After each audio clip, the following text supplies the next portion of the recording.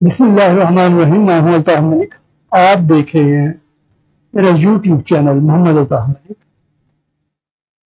آج ایک حساس نوعیت کا ایک معاملہ ہے جو کافی دنوں سے مختلف ٹی وی چینلز پر بھی بات چیت کی جا رہی ہے، اور اسپیشلی حامد میر صاحب کہ یہ انکشافات جنرل باجوہ کے جانے کے بعد ہو رہے ہیں. جی، کشمیر کا ایشو سمجھ گئے ہوں گے آپ لوگ. یہ میں نے مائکروسافٹ کا جو مین پیج ہے اس پہ یہ دیکھی تھی، یہ کشمیر کا ایشو اٹھایا جا رہا ہے. پہلے آج ہم بھی سب کی ایک بات ایک ٹی وی چینل پہ آ رہی تھی، پہلے وہ سن لیں اور اس کے بعد میں ان کے معاملات کو تھوڑا سا ڈسکس کرنا چاہوں گا آپ سے بھی اور اپنی پاکستانی قوم سے بھی. تو آپ یہ بات سنیے جناب حامد میر صاحب کی. جب شاہد حقان عباسی صاحب وزیر اعظم تھے تو باجوہ صاحب نے اس وقت ایک بیک ڈور چینل شروع کیا، اور الیکشن کے فوراً بعد جب عمران خان صاحب وزیر اعظم بن گئے تو انہوں نے وہی جو چینل تھا اس کو دوبارہ ایکٹیویٹ کیا. لیکن اس وقت ایک پرابلم تھا کہ اس وقت جو D G I S I تھے وہ جنرل عاصم منیر صاحب تھے، اور عاصم منیر صاحب جو ہے وہ باجوہ صاحب کی جو اسکیم تھی اس میں وہ فٹ نہیں بیٹھ رہے تھے. ان کو ہٹا دیا گیا آئی ایس آئی کی سربراہی سے، اور ان کی جگہ پہ جنرل فیض آئے. تو اس کے بعد پھر اس میں تیزی آ گئی سارے معاملے میں. حامد میر نے بتایا کہ اس زمانے میں جنرل باجوہ کبھی 3 بندوں کے گروپ کبھی 5 بندوں کے گروپ سے آرمی ہاؤس میں میٹنگ کرتے تھے، اور جی ایچ صاحب جو ہے وہ کبھی 3 بندوں کا گروپ کبھی 5 بندوں کا گروپ یہ میٹنگ کرتے تھے، چھوٹے گروپ کے ساتھ میٹنگ کرتے تھے وہ آرمی ہاؤس میں. جی ایچ کیو میں بھی انہوں نے 2-3 میٹنگز کی. ان کا جو نقطہ نظر تھا وہ یہ تھا جی کہ اس وقت پاکستان کے بہت سے معاشی مسائل ہیں بڑے، تو ہمیں بھارت کے ساتھ دوستی کرنی چاہیے. سینئر صحافی نے کہا کہ میں نے 5 اگست 2019 سے پہلے جنرل باجوہ کو واضح طور پر کہا تھا کہ آپ نے جو بیک ڈور چینل کھولا ہے اس کے بارے میں کسی کو کچھ پتہ نہیں ہے کہ آپ کیا باتیں کر رہے ہیں، تو اس میں آپ کے ساتھ دھوکہ بھی ہو سکتا ہے. اور میری اس بات کے گواہ ایک موجودہ کور کمانڈر صاحب بھی ہیں جو پہلے میجر جنرل ہوتے تھے، اب لیفٹیننٹ جنرل ہیں. 5 اگست 2019 کو میں نے ان کو واضح طور پہ کہا تھا کہ یہ جو آپ نے بیک ڈور چینل کھولا ہوا ہے اس کا بارے میں کسی کو کچھ پتہ نہیں ہے کہ آپ کیا باتیں کر رہے ہیں، تو یہ آپ کے ساتھ بٹرے بھی ہو سکتا ہے، وہ آپ کو بٹرے بھی کر سکتے ہیں. جو میں نے یہ بات کی تھی تو اس کے گواہ جو ہے اس وقت ایک کور کمانڈر صاحب ہیں، ہم اس کو لیک کریں گے. انہوں نے ایک تجویز کی کہ جی مجھے کہا گیا کہ آپ انڈیا جائیں، آپ وہاں کے کچھ لوگوں کا انٹرویو کریں، انڈین جرنلسٹ پاکستان آئے وہ یہاں پہ انٹرویو کریں. میں آپ کو ایک اور بھی بات بتا رہا ہوں، یہ جب کرتارپور کوریڈور کا افتتاح ہونا تھا 25-30 انڈین جرنلسٹوں کو پاکستان بلایا گیا. ظاہر تو وہ کرتارپور کوریڈور کی افتتاحی تقریب کور کرنے آئے تھے، لیکن ان سب کو خاموشی سے جی ایچ کیو لے جایا گیا. سبوتاژ ہو جائے گا. اس آف دی ریکارڈ بریفنگ میں موجود جو جرنلسٹ تھے، انڈین جرنلسٹ بہت سو کو میں جانتا ہوں، وہ ادھر سے نکلے بڑے خوش تھے اور وہ خوشی سے پاگل تھے. وہ کہہ رہے تھے جی ایسا تو بندہ دیکھا ہی نہیں ہم نے پاکستان میں اس سے پہلے، یہ تو پرویز مشرف سے بھی بہت اچھا آدمی ہے. تو میں نے کہا بھی اگر آپ اتنے خوش ہیں تو اسٹوری کرو. انہوں نے کہا اسٹوری نہیں کرنی، پیس پروسیس سیبوٹاژ ہو جائے. سینئر صحافی کا مزید کہنا تھا کہ جب سے میری اور نسیم زہرا سے گفتگو کو جان بوجھ کر اچھالا گیا ہے تب سے وہ انڈین جرنلسٹ جو پاکستان آئے تھے اور باجوہ صاحب سے بہت متاثر ہوئے تھے وہ میرے سے بہت ناراض ہیں. اور آج بھی 1 گھنٹہ پہلے ان میں سے ایک کا میسج آیا کہ آپ نے بڑی زیادتی کی ہے باجوہ صاحب کے ساتھ اور آپ استعمال ہو گئے ہیں. تو میں نے اسے کہا کہ بھائی بات یہ ہے کہ اگر آپ کو باجوہ صاحب سے بڑی ہمدردی ہے اور آپ یہ سمجھتے ہیں کہ جنرل باجوہ بہت اچھا کام کر رہے تھے تو اس کا مطلب ہے کہ ان کے کاموں میں کوئی نہ کوئی خرابی تھی. جب سے یہ میری اور نسیم زہرا کی جو گفتگو جو ہے اس کو کچھ لوگوں نے جان بوجھ کے اچھالا ہے، کچھ لوگ اس کی تردید کر رہے ہیں، تو وہ جو جرنلسٹ تھے جو پاکستان آئے تھے وہ اس پورے عرصے میں وہ میرے سے بڑے ناراض ہیں. ابھی بھی آج بھی مجھے گھنٹہ پہلے ان میں سے ایک کا میسج آیا کہ آپ نے بڑی زیادتی کی ہے باجوہ صاحب کے ساتھ اور آپ استعمال ہو گئے اور آپ یہ ہو گیا.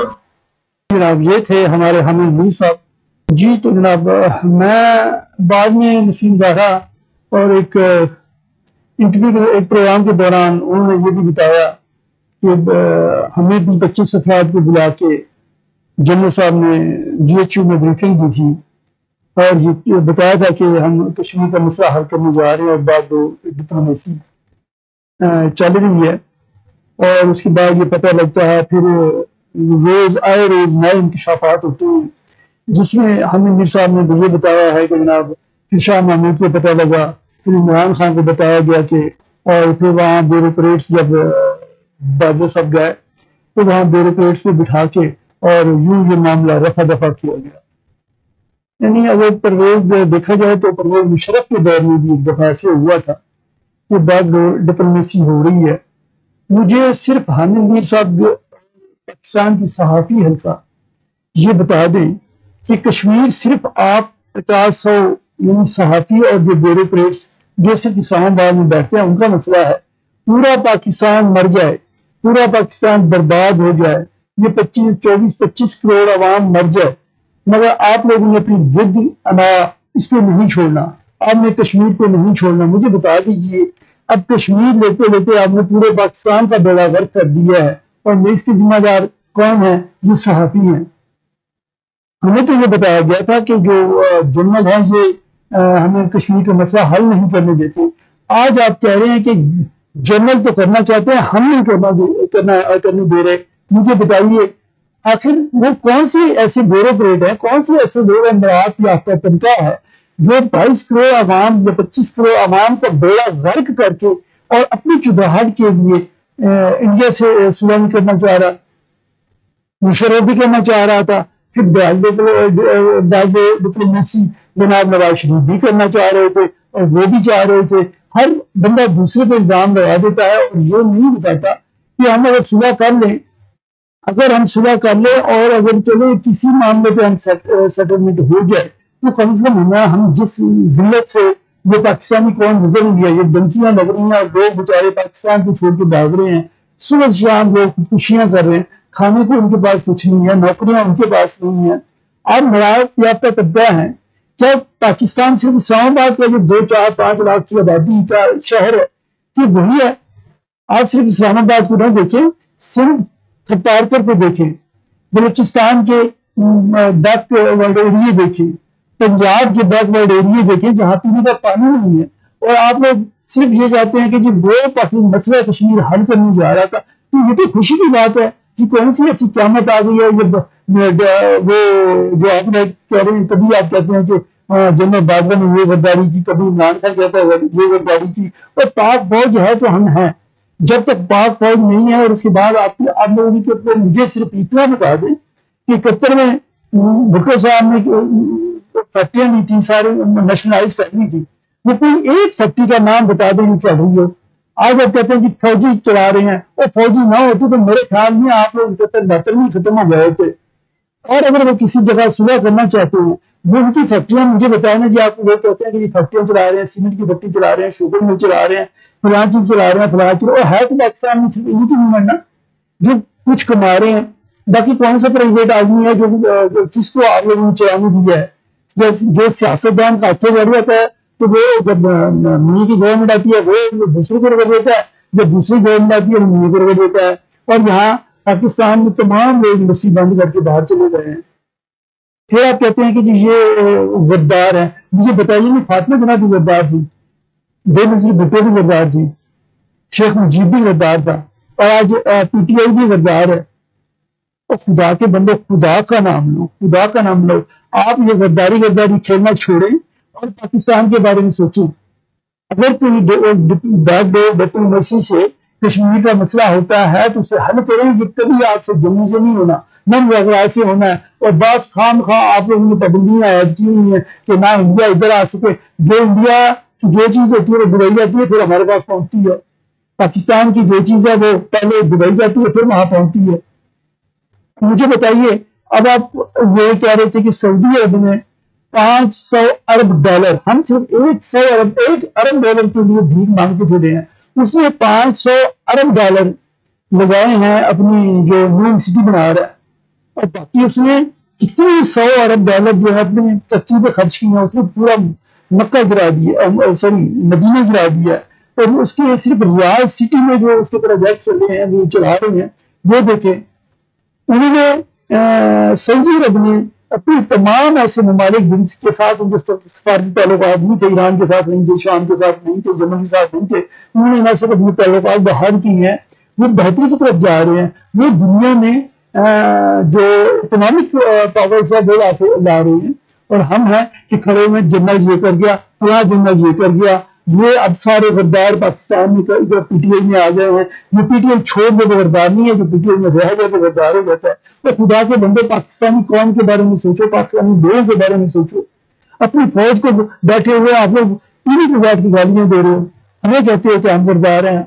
تو ہم پاکستانی قوم کیا کرے؟ مجھے بتائیے, 24 کروڑ عوام کو آپ نے روٹی کھانے کے قابل نہیں چھوڑا.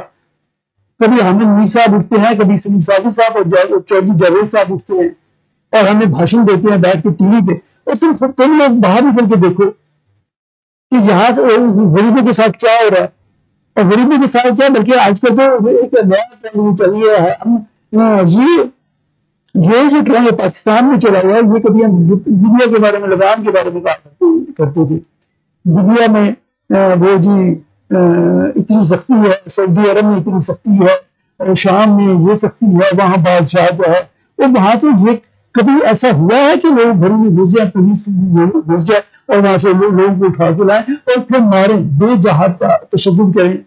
یہ دنیا کی کس واضح تہذیب یافتہ ملک میں ہو رہا ہے. ہمیں نہیں چاہیے جب جمہوریت, ہمیں نہیں چاہیے, نہ ہمیں نون چاہیے, نہ پی ٹی آئی چاہیے اور نہ ہی پیپلز پارٹی چاہیے.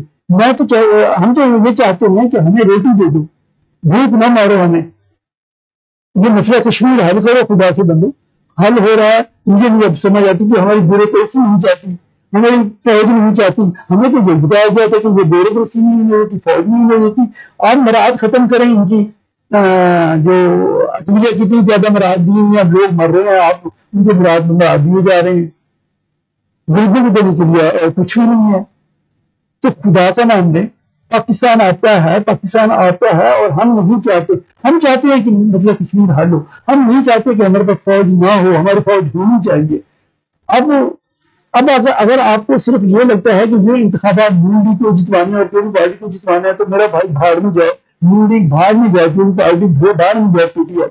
آپ ایک ایسی صرف 10-20 افراد بنائیں, ان کی گورنمنٹ بنائیں اور ہمارے اوپر مسلط نہ کریں. اسے کیئر ٹیکر سال کا چاہتے ہیں, احتساب آپ 2 سال کر لیں, 5 سال لگا لیں. بنگلہ دیش کا ماڈل ہے, آپ کے پاس سامنے ہے. کوئی ضروری ہے کہ آپ لوگوں نے نون لیگ والوں کو, پی ٹی آئی والوں کو بٹھا کے ہمارے سر کے اوپر اور پھر ہمیں ذلیل کروانا ہے؟ تو بنگلہ دیش کا ماڈل ہے نا جی. آپ صرف 10 سے 20 اپنی ایک ایسا مشن بنائیں. ہاں, لوگ کہتے ہیں کہ ہم ان کو بند کر دیں, ان سے پیسے لینے, کسی سے کوئی پیسہ نہ لیں.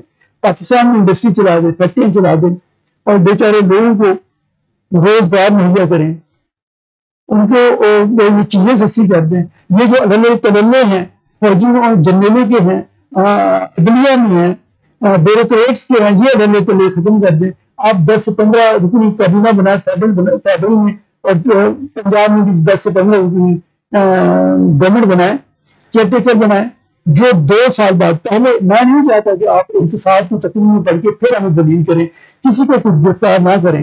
جو بھی جس کی ساتھ کیس بنتا ہے وہ بنائے, جس کی خلاف نہیں بنتا نہ بنائے. اب پاکستان میں کیا پورے صرف 5 سے 10 افراد ایماندار نہیں رہ گئے, یہ سب بے ایمان ہیں. یار حد ہوتی ہے آپ لوگوں کی. ہمیں بھاشن دیے جا رہے ہیں کہ یہ بڑا انکشاف ہو گیا. کہ جنرل باجوہ صاحب یعنی انڈیا کے ساتھ صلح کرنا چاہتے تھے, تو وہ کیا کرتے؟ کیا جنرل باجوہ غلط کر رہے تھے؟ مشرف غلط کر رہا تھا, نواز شریف غلط کر رہا تھا. تو یہ پھر ہماری بیوروکریسی نہیں چاہتی کہ کسی صورت انڈیا کے ساتھ معاملات ہمارے سنبھلیں, معاملات ٹھیک ہوں. اب جو بندہ بات کرے وہ ایجنٹ اور غدار ہو جاتا ہے. اللہ تعالیٰ آپ کو توفیق دے. میری بیوروکریسی سے بھی گزارش ہے, میرے سیاستدانوں سے بھی گزارش ہے کہ اگر مسئلہ کشمیر حل ہوتا ہے اسے ہر صورت حل ہونا چاہیے. یہ 24 کروڑ عوام کو بھوکا نہ مارے, پاکستان کو نہ توڑے. ہم لوگ بہت ٹوٹے ہوئے ہیں. اللہ آپ کا حامی ناصر ہو. میرے دوستوں سے گزارش ہے جانے سے پہلے میرے اس چینل کو سبسکرائب کر لیں اور کمنٹس میں آپ اپنے کمنٹس میں دیں. اللہ حافظ.